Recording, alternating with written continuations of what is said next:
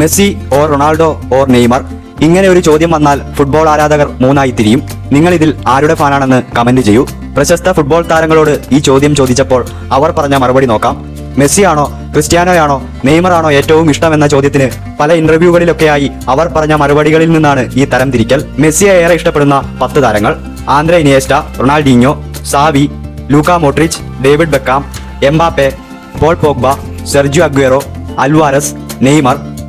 റൊണാൾഡോയെ ഏറെ ഇഷ്ടപ്പെടുന്ന 10 താരങ്ങൾ: Rio Ferdinand, Wayne Rooney, Patrick Evra, Van der Sar, Paolo Maldini, Sergio Ramos, Gareth Bale, Joao Felix, Garnacho, Toni cruise.